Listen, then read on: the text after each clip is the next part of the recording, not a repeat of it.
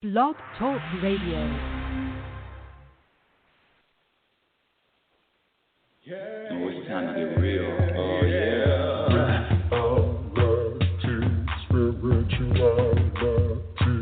It's a new experience. Reality, spirituality.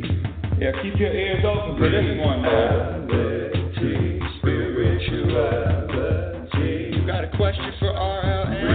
Reality, spirituality. Yeah, it's time to get some answers, baby. Reality, spirituality. Oh, now we getting real. Getting real. Reality, spirituality. Yeah, it's time to get down. Reality, spirituality. Yeah, you gonna feel good now. Real good. Now, that's what I'm talking about. Time to get real. Welcome, everyone. Welcome to Reality Spirituality. I'm your host, happiness specialist Rebecca L. Norrington. Thank you for being here. Thank you for sharing the show. Woo-wee! Woo! Reality Spirituality, happiness specialist Rebecca Norrington. What the who? Huh? What kind of show is this? Well, I'm glad you asked. Ooh, Reality Spirituality Radio is a show that it's over 10 years now. It's over 10 years. And what I do on this show is share with you what I've learned through trials and tribulations, through hard knocks, through banging into walls, through this doesn't work, to finding formulas, finding real formulas to happiness. There is a formula to happiness, and the trick is, the secret is, happiness, the happiness that I'm talking about is a practiced skill. Like any other skill, from writing to painting to musician to athlete to gardener to even a chef, happiness is a practice skill, and your happiness depends on what you practice. If you're up here blaming people for how you're feeling, if you're pointing at circumstances, and boy, do we have a lot of circumstances. Do we have a lot of circumstances to blame about why people are maybe anxious, angry, short, irritated behind all the masks?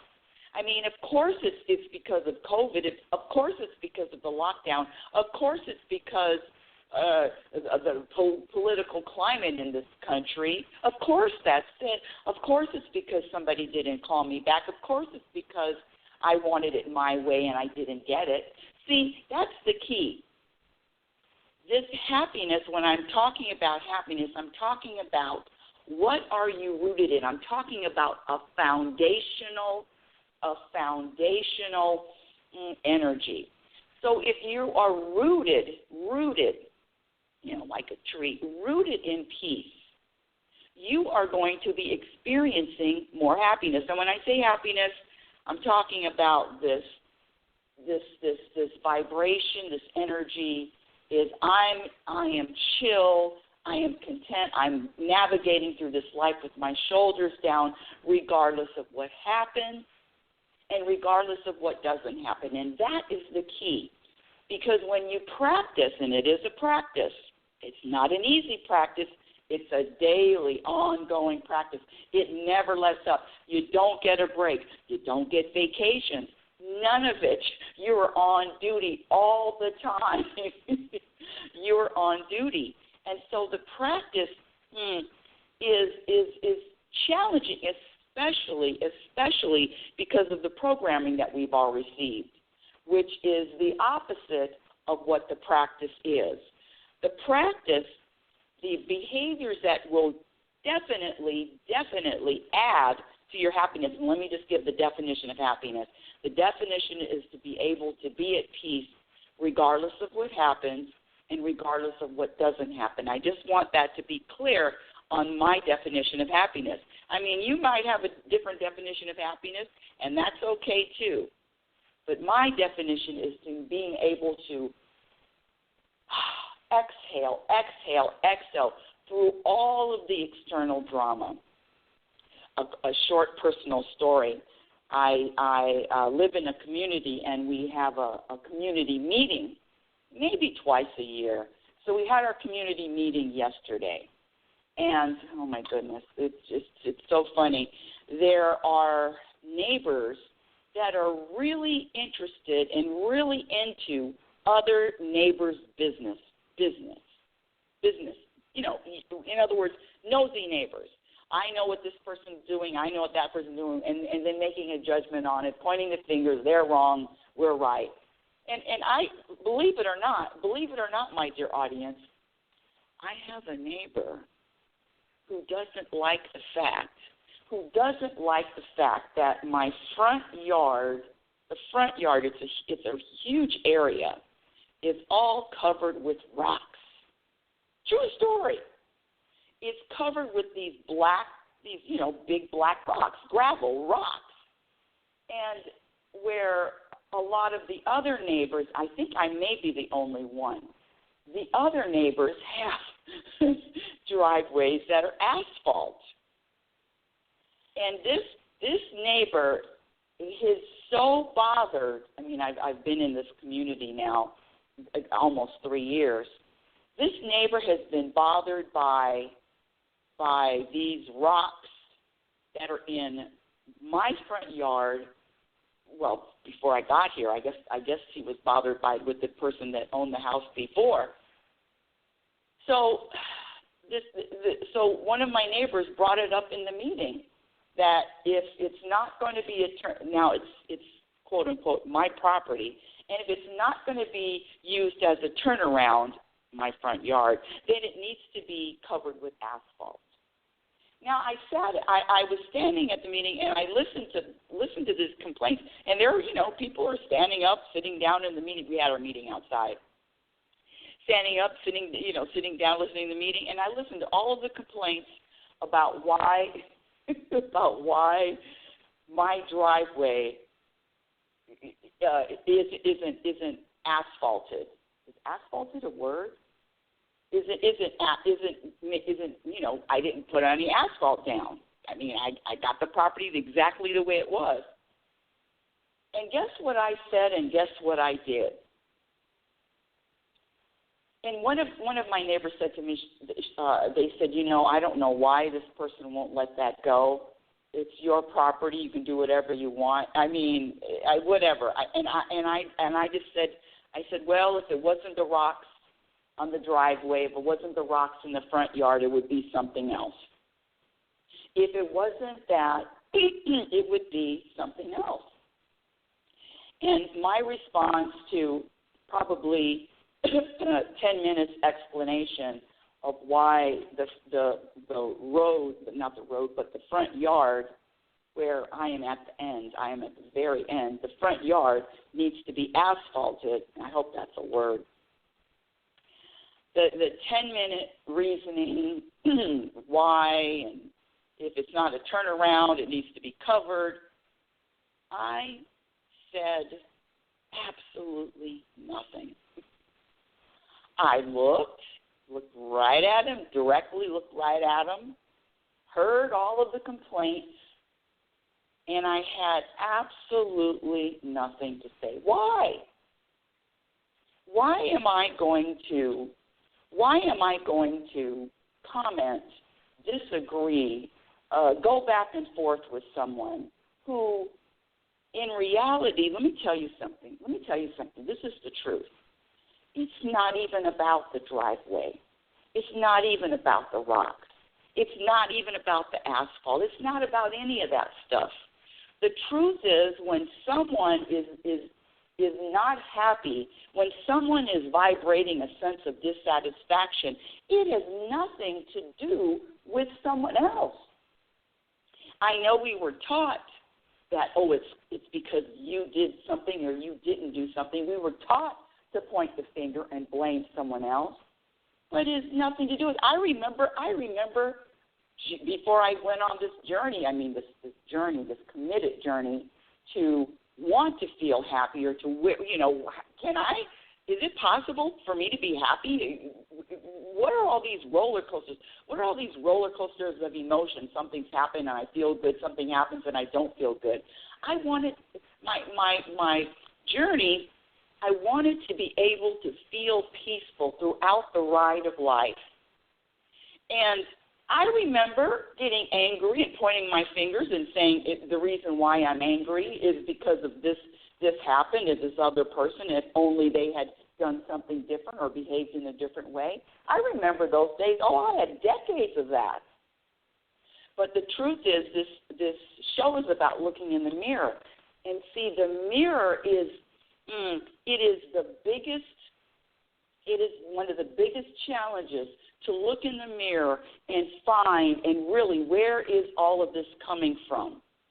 Where the drama, the anger, the angst, the irritation has nothing to do with anything outside. And I'm gonna even let you off the hook on this one. And there's no reason. Why does the volcano erupt? Because it's time. So the irritation, the anger, the sadness, it's just time to feel those emotions. And I know we put labels on them, but this human experience is an experience of a lot of different emotions, especially since we've been programmed.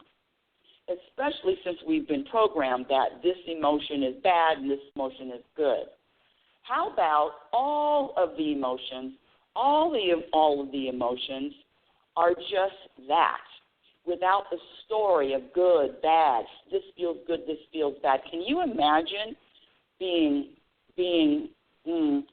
taught or programmed to think that you're going to feel a variety of emotions and they're all very beneficial? I was, the show last week, I don't know if anybody listened to the entire show. It was a longer show. I had one of my colleagues call in, Robert Sharp, and we were having a discussion. Actually, that's another filler word. He was challenging my point of view. And one of the things that he said to me, and I wish I could, well, anyway, it doesn't matter if he's on the line or not. One of the things that he said to me, he says, Rebecca, if anything happened to you, if I died or like that, he says, I would be sad. So that bothered me. And I'll tell you why that bothered me. I mean, this is a story. It bothered me because if there is anything I am sharing on this show for over 10 years, if there's anything that I'm sharing on this show, is when I do croak, if you really want to honor me, if you really have any kind of,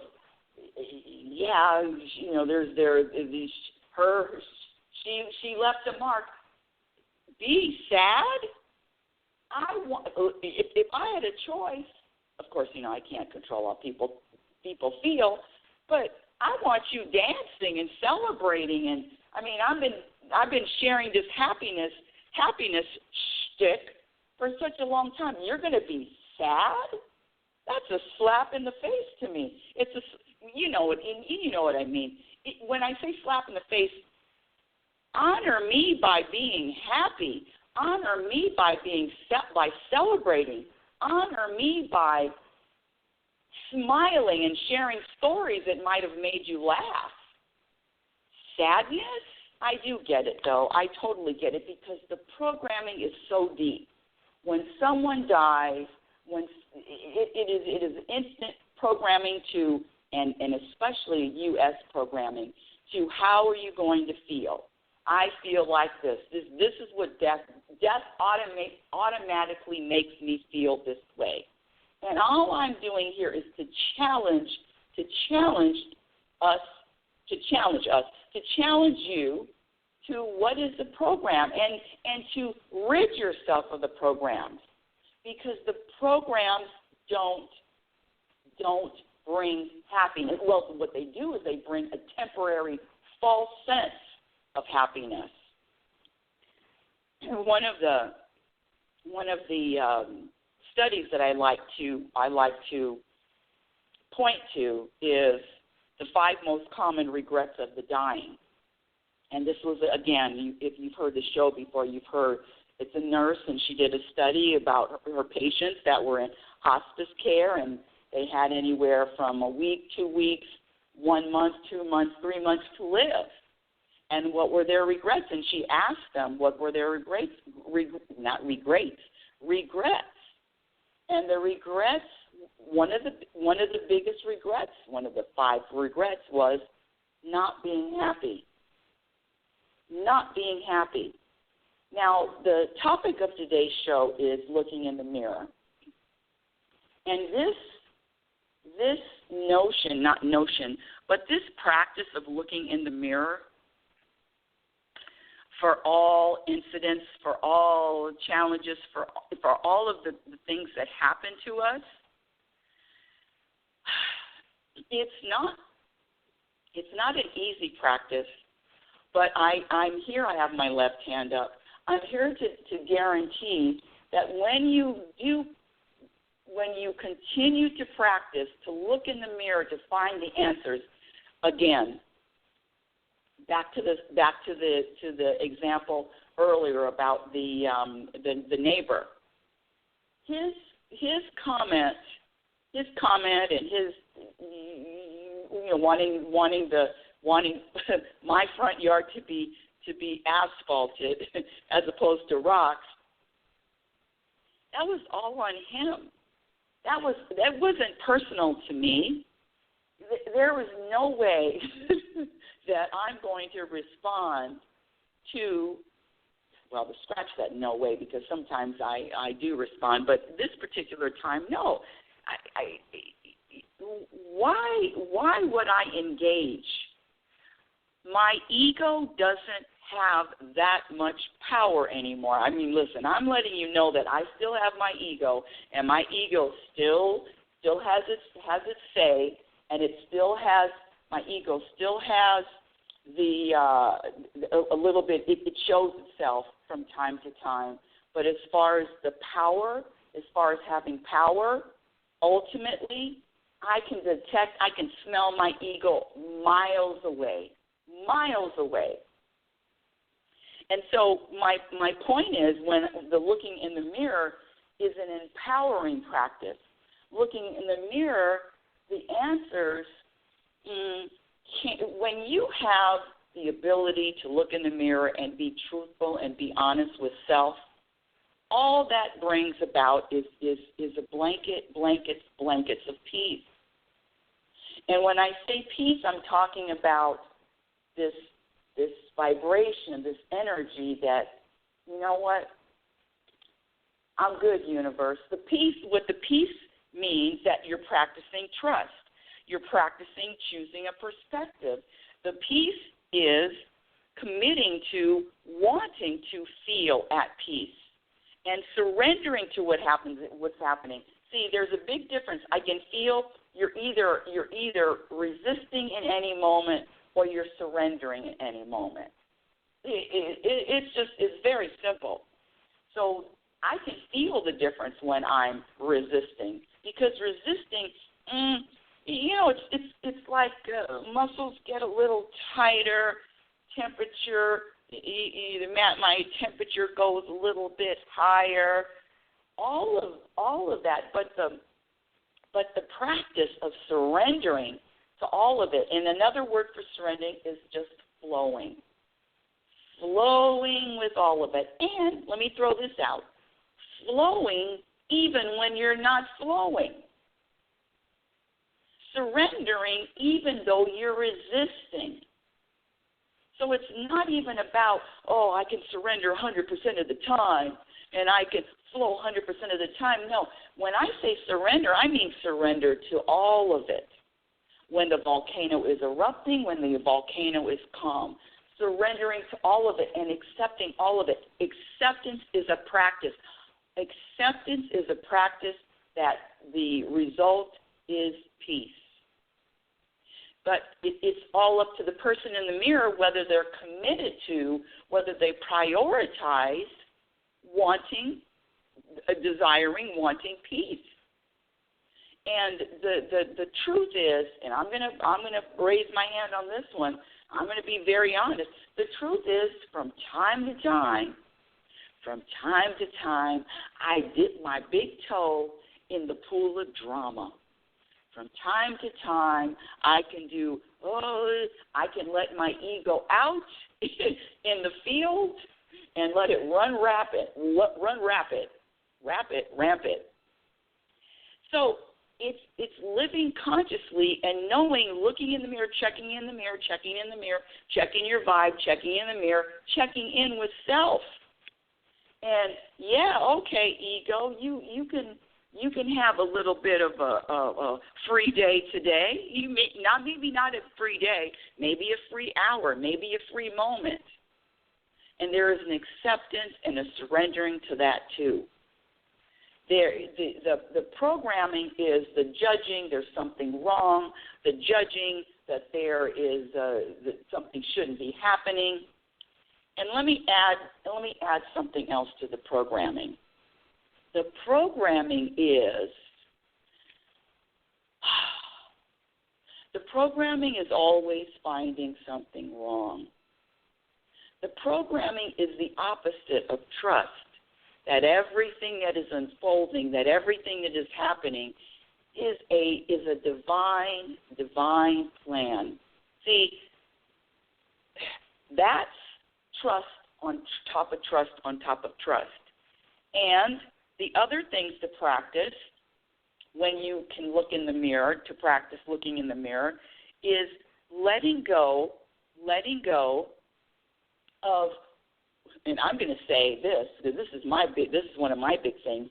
It didn't happen the way I wanted it to happen. It didn't happen my way. Oh, that's a big one with me. Hey, universe, this isn't what I wanted. This isn't happening the way I wanted it, universe. Oh,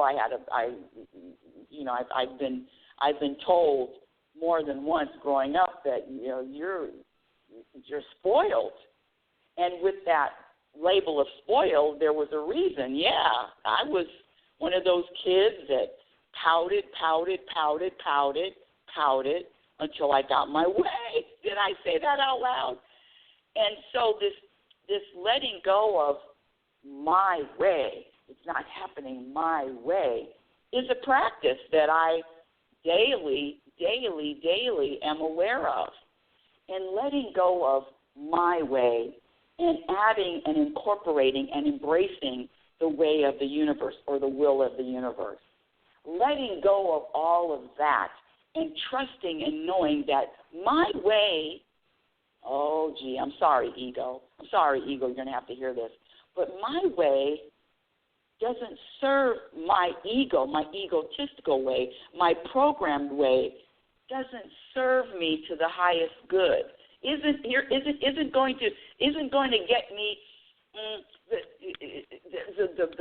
the biggest prize, if you will. I really don't know how to say that, but it's not serving me in my highest good, my way, my egotistical way. Oh, it'll serve my ego. My ego will be fed, but I'm not my ego. I'm not my ego. I recognize it, but I do not identify with my ego because it's not me. It is an entity, but it's not who I am.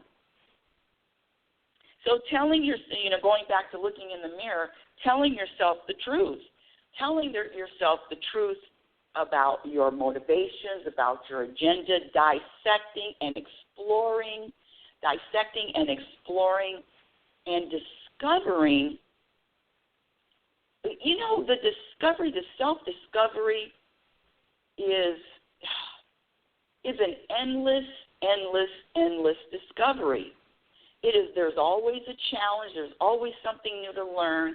There's always something new to adopt. There's always something new to experience. Even the experiences that don't feel good in the moment, when you're conscious and when you're adopting and you're allowing the universe to work its magic, I could have the same exact experience in 2020 that I had in 2018. I don't know what that would be. Let me come up with something. Let me just say someone yelling and screaming at me. But in 2020, it doesn't even feel the same. So this life, this journey that we're on is a constant evolution. It's a constant change, always changing. And who I am right now, I had a conversation. Oh, by the way, Nathan, if you want to join the conversation, just press the number 1. I had a conversation with Nathan this morning on the phone, and he was sharing with me how he was sharing with me. He was letting me know because he wanted to call in the show, but he was talking about having a specific time, and I said, no, I really don't have a time limit, or I didn't want to block out a time. But he was sharing with me how he felt in a moment. And what I want to say to you and my audience and to myself is how you feel in this moment.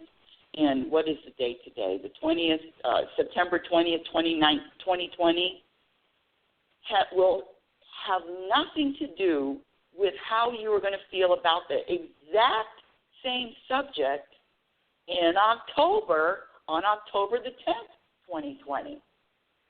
So the realizing that it is constantly, the journey is constantly shifting and changing. And here comes the practice of being okay with uncertainty. Here comes the practice of being okay with not knowing. Here comes the practice of letting go and totally trusting that everything that is happening for a perfect reason. And so all of these practices, only one person can do it. Only one person. I can't practice for you. I can't do your homework for you. And I don't want to. There was a time where I wanted to do everyone's homework for them. Hell, let me help you with your homework. Let me help you with your homework. No, I have enough homework of my own. I have enough to do on my own. And I just want to remind you that this life is a roller coaster. Regardless of what you're vibrating, regardless of your intentions, the happenings, the circumstances are always changing. The good news is the more you practice vibrating peace, contentment, satisfaction, trust, that the universe is here to serve you, the universe is on your side, the universe is here to serve you and embrace you, you'll be able to navigate through all of the ups and downs with ease, and not only with ease, with lightness and with humor. Humor is they say laughter is the best medicine. I'm here to tell you that finding humor as much as you can in any kind of topic, in any situation, being able to laugh at self, being able to laugh at others, maybe if, you don't need to laugh at them to their face, especially if they don't think stuff is funny, but being able to laugh, having the ability to laugh and be light and be fun and let go, and it's not that serious, and let's relax, and woo-wee, what a ride. When you're on the roller coaster, there's a difference between riding a roller coaster, holding on to the handlebars with dear life, or riding the roller coasters with your arms way up in the air. Yoo-hoo! Woo-hoo! I don't know how people enjoy roller coasters. Woo-hoo! Yeah! Woo! That was a dip. Woo! How exhilarating. So it's up to each individual It's up to each of us, each one. That face in the mirror, you have the power. You have so much power. You have so much. You have so much and so many choices in an instant to change your perspective. Oh, hold on a second. Hold on. Let me bring Nathan on the show. Well, good morning. Welcome to Reality Spirituality. And your first name is? Good morning. My name is Nathan. Good morning, Nathan. Nathan. Good morning. Listening to you. Mm-hmm. Yes. and I related to some things you said, and one thing was just thinking about homework and wanting to do other people's homework. I really related to that, and I'm more into my own homework these days. And like you said, it gives me plenty to do. Never be bored. Never be bored. Yeah, bored. Maybe the volcano might be going off, but I'm never bored these days. No. Would you like to share? The discovery that you found out? Well, let me share my discovery first. When Nathan and I talk from time to time, if you know the thing about looking in the mirror is, I can't escape it. I feel like I'm going through this life and I'm in a bubble of mirrors. I'm in a mirror. I look to the right, there's a mirror. I look up, there's a mirror. I look down, there's a mirror. I look to the left, there's a mirror. There is always a mirror. And I do like my mirror with soft lighting, but there is always a mirror. And so with that, the mirror is such a good indicator. If I throw something out in the universe, let me give a good example. I want to give an example of what I did to my poor son. I throw out say I give him a zinger, and I know my son, and we talked about it earlier about a comment that has a little bit of a zing to it, that has okay, so Nathan, I want something specific. So Nathan asked me a question this morning, and then I texted back and I said, you already know the answer to that question. Now, me texting back, you already know the answer to that question, is my form of a zinger. And what happens is when I zing, or, or I have an edge with my comment, or I have a purposeful, because being conscious is I have a purposeful edge, it is like a boomerang, not like a boomerang. It is a boomerang that comes back all the time. 100%, the boomerang comes back and hits me right in the back of the head. And and it's not, and I don't know why I'm surprised by it. I'm still surprised, but I definitely recognize the boomerang when I see it. It's a little bit too late. I can't duck. But it'll hit me right in the back, not in the front, right in the back of the head, so I tip over and fall face down. So my point is this, that whatever you throw out in the universe, whatever you throw out, you're going to get back.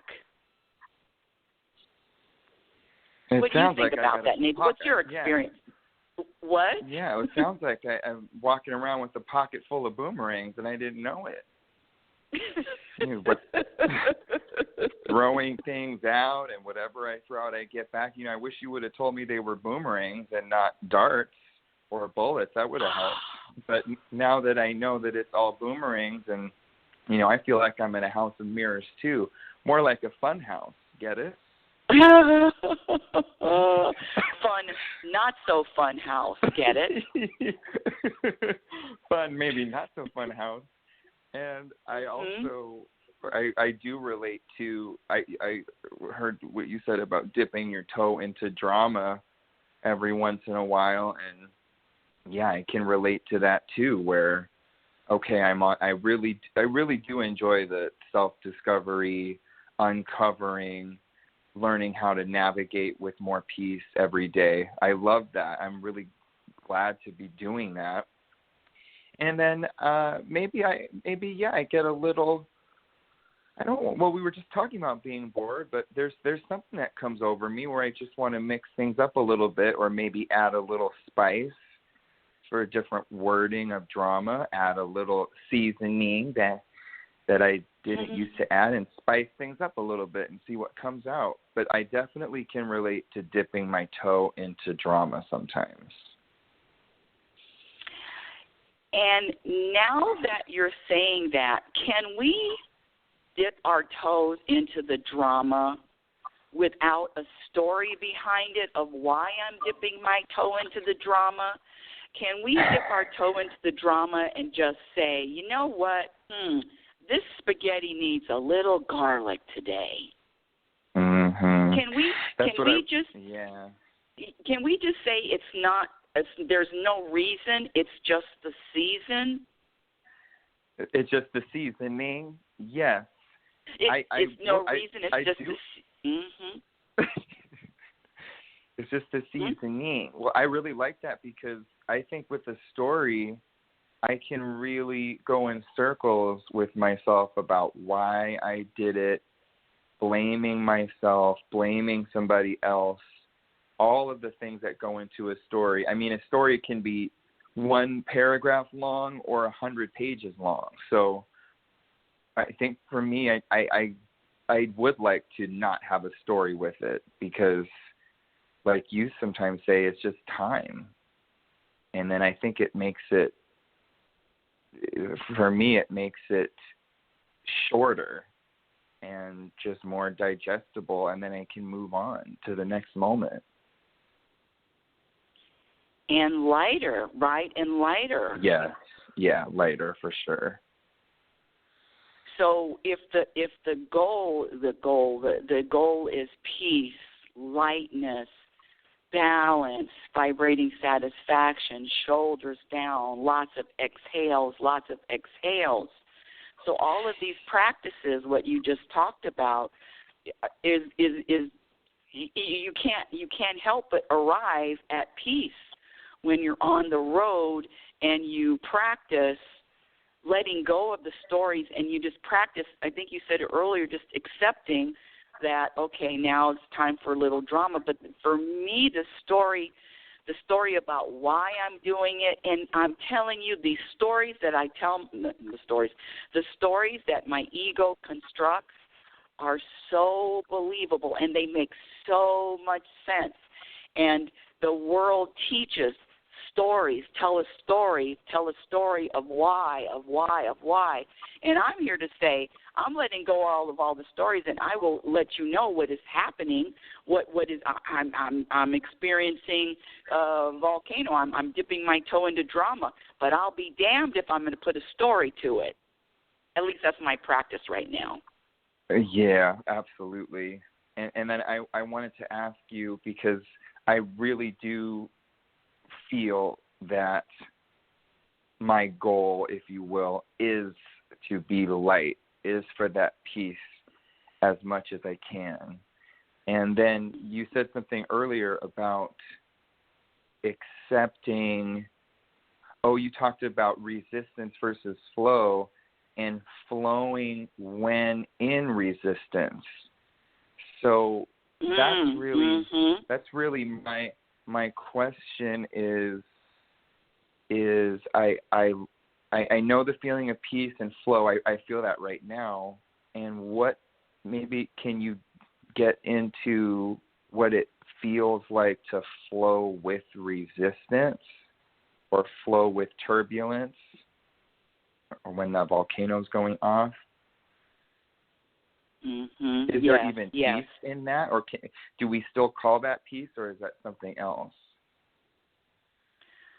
What a great question that you ask, RLN. What a great question. What a good question. And with your question, so I'm thinking right now of what that means, because I did say I say surrender in the middle of resistance. I said flow in the middle of resistance. And so what came to me while you were asking your question, I'm getting chills too. What came to me while asking your questions is the practice. And to ride a unicycle. Well, I'm gonna say unicycle because not everybody, but most people can ride a two-wheeler. But I'm gonna take it up a notch and a unicycle. And some of you youngsters don't know what a unicycle is, but it's a bicycle with just one wheel. You'll see it in the circus a lot. It's a bicycle, and can you believe my parents bought us a unicycle one Christmas? I think they tried to kill both of us. But anyway, I never could master. That's crazy. Yeah, I never could master it. My brother learned how to ride it, but as much as I practiced, I never could master it. I was always afraid that I was going to fall, and I just never mastered it. So, and I'm going to put the practice of riding a unicycle because it is a difficult practice, but when you stick with it, so the practice is when I am resisting, number one, I'm conscious of it. Number one is just being conscious and being self-aware. That's already you're already on the plus side. Number two, the practice comes in of just automatically trusting. I trust that whatever is happening, I'm supposed to feel this way. I'm supposed to experience this. Number three is the practice of acceptance. So when I am resisting and my practice is to surrender, I can feel the difference, but I already know, okay, this is time for me to resist. See, even acknowledging that it's time for me to resist, even though my practice is to surrender, puts my shoulders down, takes me to a place of acceptance of all of the things I do, of all of the things I say or experience.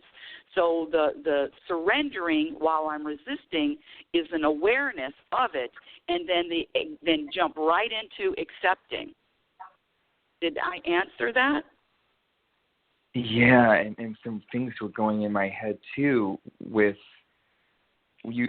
another thing you said about remembering who I am, and if I am. You also talked about the body, which of course I really like because sometimes the mind feels really jumbled for me, and it's easier for me to feel when my body is tense. Like my shoulders are up, my jaw is tight, or I'm clenching my fists. And I think part of that resisting, that part of that accepting my resistance is if I notice my body is tight, or maybe I notice my mind is jumbled and has a million thoughts, there's a part of me that remembers that that's not all of me. A tight body or my anger or my frustration is not all of me. It's maybe what is being experienced in that moment. And it's almost like a separation or a disassociation with that instead of diving deeper and deeper into it and identifying with it. I don't feel like I need to identify with that resistance. Exactly. I couldn't have said it any better. And then while you were talking, not only to identify with it is to think that there's something wrong with it. Oh, that's really good too. To think that there's something wrong with the jumbled mind. Think there's something wrong with the tight body. Well, when I hear you say something wrong with it, to me that's just taking the story out of it, because the right and wrongs, they're the story for me. Yeah, I got chills again. It is what it is. It is what it is. Yes. And I got chills again, and so and that's why for me, I'm really on this campaign. Talk about a cause to eliminate all of my stories and just experience this world. I mean, I can't even imagine. Forget the stories, all of the stories, and there's a sheath, 64 years of stories. Are you kidding me? Yeah. Well, but it's a practice. The more I practice, the easier it becomes to, number one, like you said, identify the story, and for me, it's not identifying myself with the story and then thinking that the story is true or real, and separating and witnessing the stories and witnessing. Oh, my body is tight, and I think there's something wrong with that. So just witnessing it, like you said, a third person, if you will, and that third person is the consciousness, pure consciousness, or the only thing that lives is peace. You know, and before I head out, I gotta say, I gotta really hand it to my ego, because it creates some damn good stories. I mean, really creative, innovative, ups and downs, climax. So I'll just give a shout out to my ego, just for one moment before I jump in the shower and head on with my day. And don't hit your head. And thank you. And you're welcome. And that whole great stories, and see, that's where the creativity, and that's where people have these drama, these movies, these television shows, the novels, the nonfiction, all of these novels. I never can remember the difference between nonfiction and fiction, but anyway, all these novels, they're all stories. So the interesting thing is hey, this is a great story. This is going to be a great sitcom. Come on. And now I'm into that. Mhm. Well, I love it when you call into the show. You're welcome, my dear Nathan. I love it when you're on the show. I love it. Okay. And thank you for calling. Yeah. Thank you, Mom. Carry on. Well, thank you. And you know, that's the key. See, this life is really, we are so empowered. We are empowered, and allowing the stories to either dictate how I'm going to feel or how I'm not going to feel gives away the power, gives away our power, our individual power, and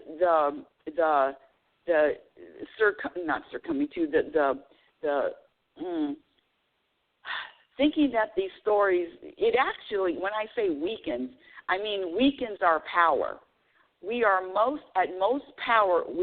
our most powerful when we recognize the difference between what's real, the truth, and what's just a falsehood. So when you do have those stories, I think this is the work from Byron Katie, and she calls it the work, and she always encourages people to ask the questions: is this story true? Is it true? Can we prove that it's true? And then how do we know that it's true? So it's another way of saying the same thing about the practice, and really letting go of the story, letting go of all the stories. Looking in the mirror is empowering. However, it is not a place where I find the majority of the people, because we were not taught to find answers, look for answers in the mirror, especially when I say taught, I'm talking about over the programming of look to blame, looking to blame. You know, we play this game, this blame game, and it's not our circumstances that cause us to feel a certain way. It's not the relationship we do or we don't have. It's not who's in the White House or the price of gas or the weather or the COVID or the lockdown. It's the stories. It's the stories that we tell. It's the program stories that we tell ourselves that causes the suffering. Oof. Reality Spirituality is heard every Sunday at 9 a.m. Pacific Standard Time. Follow me on Twitter at RL Norrington. LinkedIn, my Instagram handle is Reality Spirituality. My YouTube channel, I have a few videos on YouTube. My first book, Reality Spirituality, The Truth About Happiness, can be purchased on Amazon.com. And my second book, Program for Unhappiness, is going to be out one of these days. And I want to share with you who you are. You, my dear audience, are a physical extension of the universe. You're always evolving. You're always changing. You're always growing. Love is patient, and love is kind. Be patient and be kind to yourself. Be your own best friend. You've been listening to Reality Spirituality with yours truly, happiness specialist Rebecca Lynn Norrington. Have a conscious week, and remember, you cannot have a happy ending to an unhappy journey. Your experience in every moment reflects on what you practice. Happiness is a practice skill. Have a conscious week. Thank you for listening. Oh, it's time to get real. Oh, yeah.